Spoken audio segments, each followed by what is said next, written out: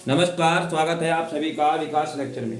दोस्तों, उम्मीद करता हूं आप और आपका परिवार और जना की तरह अच्छे होंगे और दोस्तों बड़े अच्छे से आप लोग जो है अपनी तैयारी कर रहे होंगे।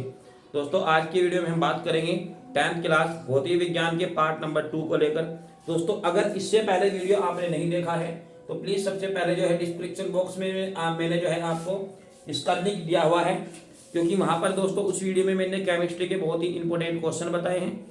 और दोस्तों, मेरा ऐसा दावा है कि अगर आप उन सभी क्वेश्चनों को बहुत अच्छे से तैयार करके जाते हो तो निश्चित रूप से दोस्तों आपको बहुत ज़्यादा फायदा होने वाला है।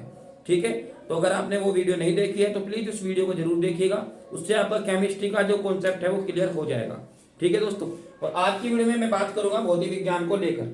ठीक है दोस्तों, तो चलिए शुरू करते हैं। हमारा पहला क्वेश्चन क्या कहता है, तो देखिए हमारा पहला क्वेश्चन है यहाँ पर, पूर्ण आंतरिक परावर्तन को उदाहरण देकर समझाओ। दोस्तों, बड़ा ही इंपॉर्टेंट क्वेश्चन है और ये क्वेश्चन जो है ना आपको एग्जाम में ऐसे भी मिल सकता है कि पूर्ण आंतरिक परावर्तन, रेगिस्तान की मरीचिका, हीरा क्यों चमकता है, पानी में जहाँ पानी इकट्ठा हुआ हो वहाँ आपने देखा होगा हम उसको एक तरह से दर्पण की तरह देख सकते हैं, मतलब उसमें हमारा फोटो दिखाई दे देता है। हमने देखा होगा जंगल में कहीं जहाँ ट्यूबवेल हो तो वहाँ पर जो है जो होज होता है उसमें आपने देखा होगा हम कई बार दोस्तों अपना चेहरा देख सकते हैं उसमें। तो ये सब क्या कारण है, तो एग्जाम में इससे संबंधित जरूर आपसे पूछा जाएगा। ठीक है, तो फिलहाल ये जो पूर्ण आंतरिक परावर्तन है उसी से रिलेट करने वाले सारी बातें समझ में है कि नहीं है। मतलब पूर्ण आंतरिक परावर्तन से जुड़ी हुई कोई भी बात आपसे एग्जाम में जरूर पूछी जानी है। आप लोग जो है जब आप इसको करोगे तो आपको डायग्राम भी बनाना है। डायग्राम किस टाइप का बनाइएगा, जैसे आपने देखा होगा, मैं यहाँ पे दिखाता हूँ। जो ऐसा होता है ना, ये यहाँ देखो, मतलब कोई प्रकाशीय किरण दोस्तों सघन माध्यम में से निकलेगी और वापस सघन माध्यम में ही रह जाएगी। ठीक है, इतना समझ में आया। के बाद क्वेश्चन नंबर 2 को देखते हैं, दूरदृष्टि दोष क्या है। दोस्तों, दूरदृष्टि दोष का क्या मतलब है बताओ। दूरदृष्टि दोष में क्या होता है दोस्तों, आपको पता होगा, इंपोर्टेंट क्वेश्चन है। निकट दृष्टि दोष, दूरदृष्टि दोष, ध्यान रखिएगा, एग्जाम में जरूर आपसे जो है पूछा जाएगा। ठीक है, लेकिन फिलहाल आपको इतना जानना होगा कि जो हमारा निकट दृष्टि दोष है उसके निवारण के लिए दोस्तों हम कहीं ना कहीं अवतल लेंस की यूज करते हैं। और जो दूर दृष्टि दोष होता है दोस्तों उसमें हम करते हैं किसका यूज, उसमें हम करते हैं दोस्तों उत्तल लेंस का यूज करते हैं। ठीक है, अगर मैं निकट दृष्टि दोष की बात करूँ दोनों में मैं कंपेरिजन बता रहा हूँ। ठीक है, दोनों में कंपेरिजन करने से दोस्तों क्लियर हो जाएगा। समझ में है कि नहीं है, क्योंकि जो निकट दृष्टि दोष होता है दोस्तों, जो कई वस्तु अनंत पर रखी हुई हो तो उसका प्रतिबिंब जो है पहले ही बन जाता है। मतलब जब वस्तु जो निकट वस्तु होती है, निकट में तो वस्तु ठीक दिखाई दे देती है। ठीक है, अगर निकट का मतलब है अगर कोई वस्तु 25 सेंटीमीटर दूरी पर रखी हुई हो तो उसका प्रतिबिंब जो है वो ठीक बनता है निकट में, है ना। लेकिन अगर 25 सेंटीमीटर से दूर रखिएगा तो दिखाई नहीं देगा। ठीक है, लेकिन दूर में क्या होगा, नजदीक की वस्तु तो दिखाई देगी, सॉरी नजदीक की वस्तु तो दिखाई नहीं देगी, मतलब 25 सेंटीमीटर की वस्तु दिखाई नहीं देगी। ठीक है, इसका प्रतिबिंब ये जो गोलक है इससे भी बाहर बनेगा, किसमें, दूरदृष्टि दोष में। अब आगे देखो, इससे पीड़ित व्यक्ति 125 सेमी तक ही देख पाता है, इसकी फोकस दूरी ज्ञात करो। दोस्तों, आप इसमें क्या करिएगा, आप इसमें लेंस के लिए फॉर्मूला लगाइएगा और जो 125 है दोस्तों ये यू का मान है, और आप प्रतिबिंब की दूरी के लिए स्पष्ट दृष्टि की न्यूनतम दूरी मतलब डी का मान 25 सेंटीमीटर रखेंगे, वी की जगह 25 सेंटीमीटर रखेंगे। और मेकर का सूत्र दोस्तों होता है आपका 1/f बराबर 1/v माइनस 1/u। इस फॉर्मूला में मान रखिएगा और बड़े ही मजे से दोस्तों आपका ये क्वेश्चन जो है सोल्व हो जाएगा। ठीक है, अगर फिर भी आपको कोई प्रॉब्लम इस क्वेश्चन करने में आती है तो आप मुझे कमेंट करके जरूर पूछ सकते हो, मैं पूरा प्रयास करूंगा इसका आपको सोल्व जरूर भेजूंगा। ठीक है, इसके बाद बात करते हैं दोस्तों, क्वेश्चन नंबर 3 है हमारा, निकट दृष्टि दोष के कारण और निवारण को आरेख द्वारा स्पष्ट कीजिएगा। दोस्तों, आरेख का मतलब है कि आपको जो है यहाँ पर एक नेत्र भी बनाना है इस तरह का। ठीक है, और आपको दोस्तों एक लेंस भी बनाना है अवतल, और जो है आपको इस तरह से ये प्रतिबिंब दिखाना है, तो ये आरेख हो जाएगा। ठीक है, इतना समझ में आपकी। इसके बाद बढ़ते हैं, हमारा अगला क्वेश्चन क्या है। हमारा अगला क्वेश्चन क्या रहा है कि उत्तल लेंस के 2 उपयोग लिखिए। उत्तल लेंस के 2 उपयोग लिखिए और इसके लिए दोस्तों मेकर का सूत्र लिखिए। तो मेकर का सूत्र भी मैंने लिखा था, 1/f बराबर 1/v माइनस 1/u, ये मेकर का सूत्र होता है। अच्छा, उत्तल लेंस का उपयोग क्या होता है, मतलब उत्तल लेंस दोस्तों एक तरह से प्रकाश को फैलाने का काम करता है। ठीक है, तो आप लिख सकते हैं, कोई दिक्कत नहीं है। अच्छा, इसके बाद बात करते हैं क्वेश्चन नंबर 5, टिप्पणी लिखिए। तो दोस्तों समंजन क्षमता है, विशिष्ट प्रतिरोध है और वर्ण विक्षेपण है। तो अगर मैं समंजन क्षमता की बात करूं दोस्तों, जब हमारे आंख की मांसपेशियां बहुत ज़्यादा कमजोर हो जाती है, मतलब आप समझिएगा वस्तु दिखाई नहीं देती, ठीक है, मतलब देखने की क्षमता जो है वो ऋण पड़ जाती है, तो इसी क्षमता को दोस्तों हम समंजन क्षमता कहते हैं, नेत्र की। ठीक है। अच्छा, अगर मैं विशिष्ट प्रतिरोध की बात करूं तो विशिष्ट प्रतिरोध दोस्तों जो होता है हमारा एल में, ए में और रो में और आर में दोस्तों संबंध होता है।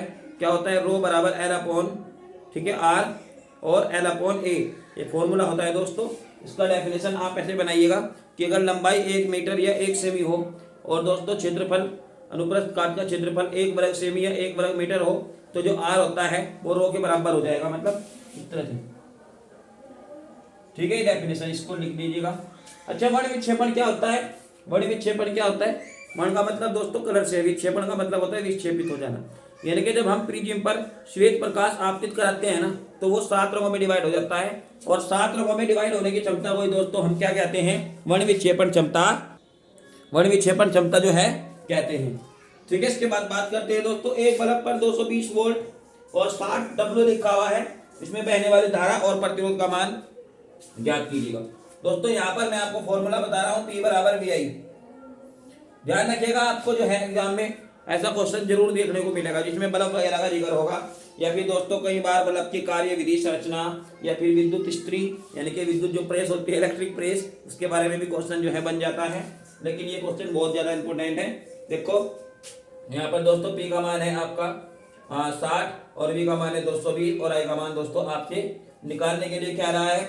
जब आपका I का मान आ जाएगा तो V बराबर IR, V बराबर IR, इस फॉर्मूला में जो है मान रख दीजिएगा। तो यहाँ से दोस्तों आप R का मान निकाल सकते हो, V का मान ये रखा और R का मान दोस्तों यहाँ से आप कैलकुलेशन करिएगा तो आ जाएगा। ठीक है, अब बढ़ते हैं अगले क्वेश्चन की तरफ। आप चाहे तो दोस्तों उसका स्क्रीनशॉट ले लीजिए, मैं अगला क्वेश्चन देखता हूँ। तो देखिए दोस्तों, हमारे पास 7वां क्वेश्चन है। तो इसमें क्या दे रखा है भाई? निम्न परिपथ में R डैश की गणना कीजिए यदि तुल्य प्रतिरोध दोस्तों उसका क्या हो? 5 ओम हो। ध्यान रखिएगा, आपको जरूर एग्जाम में ऐसा क्वेश्चन मिलेगा दोस्तों जिसमें एक परिपथ जो है आपको बनाकर दे देगा और आपको तुल्य प्रतिरोध का जो मान है आपसे जो है पूछा जाएगा। और अगर मैं दोस्तों एक बार 2018 के पेपर की बात करूं तो दोस्तों एक बार सीधा सीधा प्रश्न आ गया था कि इनमें से तुल्य प्रतिरोध का जो सूत्र है समांतर क्रम के लिए क्या होता है। तो दोस्तों मैं आपको बताऊं, R बराबर आपको क्या कर देना है? R बराबर या 1/R बराबर 1/R1 प्लस 1/R2 जो होता है ना, इसी को ही घुमा दिया था। तो R बराबर क्या हो जाएगा बताओ? R बराबर ऊपर हो जाएगा R1 R2 और बटे R1 प्लस R2। सही है। अब आप ये सोच रहे होंगे कि जी ऐसे कैसे कर दिया? तो मेरे लाल यहाँ पर हमने गुणा किया, बस गुणा R1 की गुणा R2 में, R1 R2 बटे में हो गया, R2 गुणा इधर करा R2 और R1 का गुणा इधर किया, एक में R1 कम R1। ठीक है, और इसके बटे में क्या है दोस्तों? 1/R है। तो अब क्या करोगे आप? इसको उल्टा कर दो यहीं का ही। तो जब आप इसको यहीं का यहीं उल्टा करोगे ना तो दोस्तों ये इसकी हालत ऐसी हो जाएगी। ठीक है, और ये क्वेश्चन दोस्तों सीधा सीधा ही एग्जाम में पूछ लिया था और बच्चे मुझे कह रहे कि सर ये कौन सा फॉर्मूला है समांतर क्रम के लिए? तो भैया कभी कभार जो है क्वेश्चन ऐसा भी आ जाता है कि समांतर क्रम के लिए आपसे सीधा सीधा क्वेश्चन मतलब सूत्र में ही इस तरह से बदलाव करके पूछ लेगा, ऑब्जेक्टिव क्वेश्चन में पूछ लेता है ऐसा। ठीक है, तो बस आपको जो है ज्यादा टेंशन लेने की जरूरत नहीं है, अपना माइंड लगाइए, थोड़ा सा मैथमेटिक्स जो है आपका तैयार होगा वो लगाइएगा तो आप फटाक से जो है इसका क्वेश्चन को कर सकते हैं। तो चलिए देखते हैं इसका जो न्यूमेरिकल है इसको कैसे हल होगा। दोस्तों जैसे कि आप पता है, आप जानते हो कि 3 ओम 3 ओम 3 ओम, दोस्तों जब 3 ओम को आप समांतर क्रम में जोड़िएगा तो समांतर क्रम में कैसे जुड़ेगी? क्योंकि दोस्तों यहाँ पर जो करंट है इलेक्ट्रिक करंट प्रत्येक रेजिस्टेंस के अंदर, क्या प्रत्येक प्रतिरोध के अंदर दोस्तों अलग अलग करंट जा रहा है। यहाँ पर अलग करंट है, यहाँ पर अलग करंट है, यहाँ पर अलग करंट है। तो जब बात ज्वाइंट की होती है ना तो करंट अलग अलग हो जाता है, अलग अलग। ठीक है, रेजिस्टेंस में। तो दोस्तों उस दौरान जो है ना हमें तुल्य प्रतिरोध का जो फॉर्मूला लगाना होता है वो लगाना होता है 1/R बराबर 1/R1 plus 1/R2 plus 1/R3। इस तरह से दोस्तों हमें लगाना होता है। अब 1/3 प्लस 1/3 प्लस 1/3, तो तीनों को हल करिएगा तो आ जाएगा दोस्तों 1। समझ में आया कि नहीं है? 1 और 1 को जो है 2 में जोड़िएगा तो कितना हो जाएगा? 3। 3 में R जोड़िएगा तो जुड़ेगा नहीं। और तुल्य प्रतिरोध कितना है दोस्तों? 5। तो 5 बराबर 3 प्लस R डैश, इस 3 को इधर भेजिएगा तो दोस्तों उसका राइट आंसर ना 2 आ जाएगा। आंसर कितना आ जाएगा इसका? 2 ओम। ठीक है, हल करने की जरूरत नहीं है, आप केवल इसको माइंड में हल कर सकते हो। लेकिन ध्यान रखिएगा दोस्तों, जरूरी नहीं है कि आप एग्जाम में जो है आपको यही न्यूमेरिकल मिले, लेकिन न्यूमेरिकल दोस्तों इस तरह का आपको जरूर पेपर में देखने को मिलेगा। ठीक है, इसके बाद बढ़ते हैं अगले क्वेश्चन की तरफ। ओम का नियम लिखो, इसका प्रायोगिक सत्यापन लिखो। दोस्तों ओम का नियम ना दरअसल आप लोग अपने घर पे भी यूज करते होंगे, है ना, कि भाई क्या है ये ओम का नियम। दरअसल दोस्तों ओम के नियम का मतलब होता है क्या, कि जब आप वोल्टेज बढ़ाते हो ना तो भैया करंट तो बढ़ता ही है, जब आप वोल्टेज बढ़ाइएगा तो करंट बढ़ेगा, यही तो है ओम का नियम। अब ये थोड़ा ये कि ओम का नियम मंदिर वाला ओम का नियम है कि ओम की जो माला है ना वो जपते जाओ, ये ओम का नियम नहीं। क्योंकि मैं आपको ये बात इसलिए बता रहा हूँ क्योंकि कई बार जब हम कॉपी चेक करते हैं ना तो बच्चे लोग ऐसा लिख देते हैं कि ओम का नियम ये होता है कि जब आप जो ओम की माला है उसका 108 बार जाप करिएगा तो ओम का नियम है। ये नहीं है, ठीक है, ये नहीं होता है, आपको ऐसा कुछ भी नहीं लिखना है। ओम का नियम दोस्तों, ओम जो है ना एक वैज्ञानिक का नाम है, ठीक है, साइमन ओम दोस्तों, इन्होंने ये बताया हमें कि जब आप वोल्टेज को बढ़ाइएगा ना तो करंट का मान ऑटोमेटिक बढ़ेगा। लेकिन दोस्तों इसके बीच में एक रुकावट भी आती है, वो रुकावट दोस्तों पता है क्या है, उसी को तो हम प्रतिरोध कहते हैं, V/I बराबर R। उस रुकावट को दोस्तों हम रेजिस्टेंस कहते हैं और उसको हम R से प्रेजेंट करते हैं। समझ में आया कि नहीं आया? तो ये है हमारा ओम का नियम। अब क्या रहा है कि इसका सत्यापन करो। भैया सत्यापन में कुछ नहीं करना, आप एक रेजिस्टेंस बनाइए, रेजिस्टेंस को आप कंट्रोलर मतलब धारा नियंत्रक से जोड़िए, एक उसमें बैटरी भी लगा दीजिए और बैटरी का जो पावर ऑन ऑफ के लिए है एक स्विच भी लगा दीजिए परिपथ में, और स्विच को ऑन कीजिएगा तो करंट जो है दौड़ना शुरू कर देगा दोस्तों। और जैसे ही करंट दौड़ेगा ना तो जैसे ही आप वोल्टेज से वोल्टेज बढ़ाओगे तो करंट का मान दोस्तों बढ़ेगा घटेगा। और दोस्तों अगर मैं इसके ग्राफ की बात करूं तो ग्राफ इस तरह से आता है, जैसे जैसे करंट का मान बढ़ेगा वैसे वैसे वोल्टेज का मान दोस्तों बढ़ेगा। मान लीजिए करंट का मान यहाँ पर है तो दोस्तों जब आप ग्राफ चेक करेंगे तो करंट का मान भी दोस्तों आपको बढ़ा हुआ मिलेगा। करेक्ट, समझ में आ गया होगा? ठीक है, फिर भी दोस्तों आपका अगर कोई क्वेश्चन हो किसी तरह का तो आप मुझसे पूछ सकते हो, घबराने की जरूरत नहीं है। आपको जो है रटना नहीं है, बस आप एग्जाम में सोच के जाइएगा, कोई भी चीज हो कोई भी क्वेश्चन हो रटना नहीं है, अपने पूरे कॉन्फिडेंस से जो है आपको क्वेश्चन को फाड़ देना है, एकदम हल कर देना है। ठीक है, कॉपी फाड़ने का मतलब ये भी नहीं है कि आप कॉपी फाड़ के रख दो वहां और बाद में कहो कि हमने जो है आपको कॉपी फाड़ने के लिए बताया। कॉपी फाड़ने का मतलब नहीं है, क्वेश्चन को खाड़ना है, क्वेश्चन को फाड़ना है। अपने माइंड को एकदम पॉजिटिव थिंकिंग के साथ जो है पॉजिटिव सोच के साथ आपको क्वेश्चन को उठा देना है दोस्तों, और वो भी बड़े ही अच्छे से अपनी लैंग्वेज में। ठीक है, इसके बाद बात करते हैं दोस्तों क्वेश्चन नंबर 9, फ्लेमिंग का बाएं हाथ का नियम लिखेगा। अब ये भैया बाएं हाथ का जो है आप इसको ऐसे करके बैठ जाइएगा।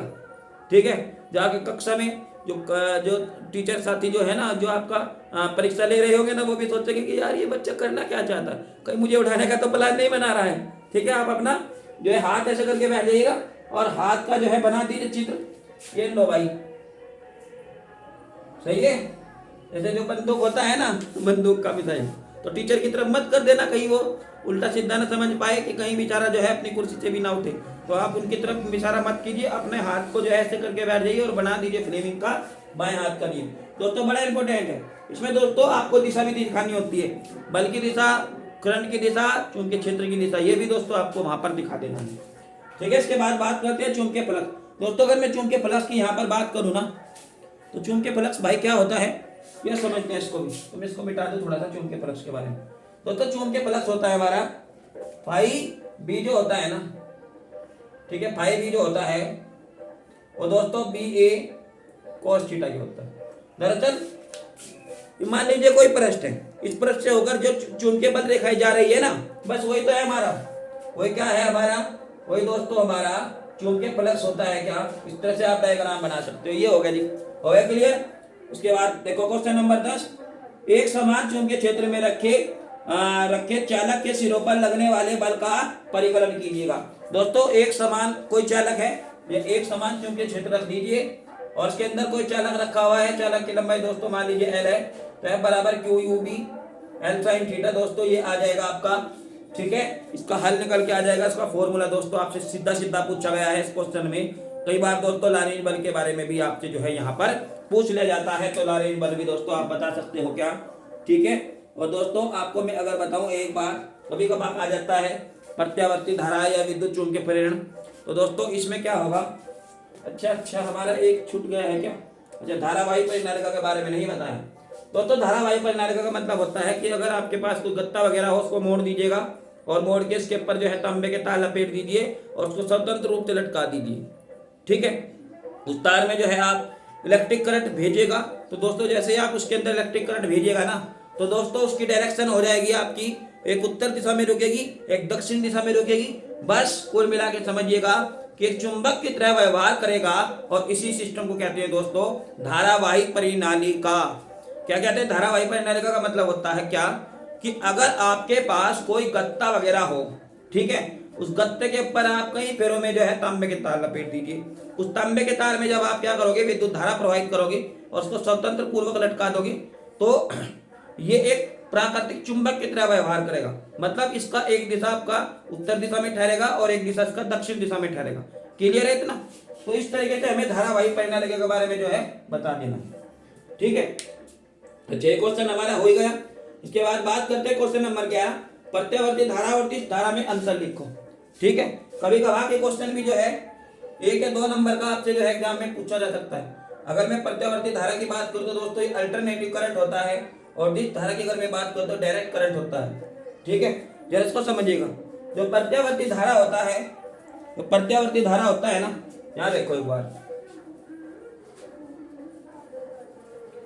तो जो प्रत्यावर्ती धारा होता है दरअसल उसमें दिशा के साथ साथ, मतलब जब आपका वोल्टेज और करंट दोनों साथ साथ जो है चेंज होते हैं, साथ साथ चेंज होते हैं, साथ साथ मिनिमम, साथ साथ अधिकतम, साथ साथ मिनिमम, समझ में है कि नहीं? मतलब मैक्सिमम और न्यूनतम का प्रोसेस इसके अंदर जो है साथ साथ चलता है। तो ये समझ लीजिए अल्टरनेटिंग करंट की बात करता है, और जिसको हम दोस्तों कहते हैं प्रत्यावर्ती धारा। यानी कि जो समय के साथ अपनी दिशा को चेंज करता रहता है वो होता है हमारा प्रत्यावर्ती धारा की बात करता है। और अगर मैं बात करूं डायरेक्ट करंट की, तो दोस्तों जो समय के साथ चेंज नहीं होता है, मतलब जिसमें ग्राफ जो है आपका केवल इस तरह से आएगा, इस तरह का जो ग्राफ है ना वो इस तरह का ग्राफ आएगा, तो समझ जाइएगा वो डायरेक्ट करंट है। डायरेक्ट करंट मतलब बैटरी वाला करंट। हम देखा होगा बैटरी वाले करंट को अगर आप हाथ भी लगा दोगे तो कोई दिक्कत नहीं है। ठीक है, कभी आप बैटरी वाले करंट को भी हाथ लगाते हुए डरते हो कि करंट मार देगा, तो ऐसा कुछ नहीं होने वाला है। क्यों? क्योंकि इसकी जो दिशा होती है वो केवल एक ही दिशा में, एक ही डायरेक्शन में चलता है। ठीक है, वोल्टेज के साथ, ठीक है, जो धारा होता है वो चेंज नहीं होता है, दोनों एक ही दिशा में चलता है। लेकिन जो हमारा अल्टरनेटिंग करंट होता है दोनों दिशा में चलता है। बताइए आपकी समझ में आया कि नहीं है? ये क्वेश्चन दोस्तों मैंने अलग से लिया है, क्वेश्चन ये अलग से पूछा जाता है 1-2 नंबर का। ठीक है, इसके बाद बात करते हैं दोस्तों प्रत्यावर्ती धारा संबंधित विद्युत जनित्र का सचित्र वर्णन कीजिए। और जनित्र से संबंधित दोस्तों बात करते हैं हम डायनामो की, और आपको बहुत अच्छे से पता होता है कि डायनामो क्या होता है भाई। डायनामो का मतलब होता है कि एक ऐसा सिस्टम लगाइएगा कि जो आपके पास परवल चुंबकीय क्षेत्र है, और परवल चुंबकीय क्षेत्र को जो है ना आप किसी यांत्रिक तरीके से घुमाइए, मैकेनिज्म तरीके से उसको आप घुमाइएगा। मतलब मैकेनिज्म का क्या होता है? मैकेनिज्म का मतलब क्या होता है? मैकेनिज्म का मतलब होता है दोस्तों इंजन वगैरह। जब आप किसी मोटर को इंजन वगैरह से घुमाते हो ना, और जो मोटर का तार होता है वो बल्ब से कनेक्ट करते हो, तो बस ये तो है जनरेटर। जनरेटर का मतलब जनरेटर। और दोस्तों अगर हम इसके खंड की बात करें तो एग्जाम में इसका चित्र वर्णन करना होता है। ठीक है, तो आप इसमें ऐसा बनाइएगा, एक चुंबक ये है आपका, ये चुंबक का N और ये S सिरा है, और इसके अंदर दोस्तों एक आर्मेचर कुंडली, जिसको आप इंग्लिश में कोयल कहते हो ना, कि इसकी कोयल फूक रही है। तो कोयल वोयल क्या होती है? आर्मेचर पार्ट होता है। ठीक है, कोयल का मतलब क्या होता है? आर्मेचर। बस थोड़ा सा हिंदी में आप समझ नहीं पाते फिजिक्स को, नहीं तो आप इसको जो है अपने दैनिक जीवन में देखते भी हो। ठीक है, आर्मेचर, आर्मेचर मीन्स कोयल। ठीक है, और इसके बाद यहाँ पर जो है सर्पी वाले आप लगा दीजिएगा, सर्पी वाले। और दोस्तों यहाँ पर है आपका पत्ती होती है B1 और B2। इस पत्ती B1 और B2 को दोस्तों हम इंग्लिश में कहते हैं ब्रूस, ब्रूस। ठीक है, ये B1 और ये B2। और ये जो हमारा सर्किल होता है स्फीरिकल, इसको हम S1 और S2 दोस्तों कहते हैं। इसके बाद आप यहाँ से जो है ना एक बल्ब जोड़ दीजिएगा, एक बल्ब जोड़ दीजिए बाह्य परिपथ में। और अब आप जो है लोहे की कच्ची करोड़ है, इस लोहे की कच्ची करोड़ को जब आप किसी बहुत ही हाई स्पीड से घुमाइएगा, हाई स्पीड से घुमाइएगा, जब आप इसको बहुत हाई स्पीड से घुमाएंगे ना, तो आपको कैसा लगेगा दोस्तों? यहाँ जो है एक बल युग्म कार्य करने लगेगा। ठीक है, यहाँ पर एक बल युग्म कार्य करने लगेगा, और यही बल युग्म दोस्तों हमारा विद्युत धारा में परिणत हो जाएगा। क्या? तो यही बल युग्म जो है हमारा विद्युत धारा में कन्वर्ट हो जाएगा, और आपका जो बल्ब है ये फटाफट से जो है जलना शुरू हो जाएगा।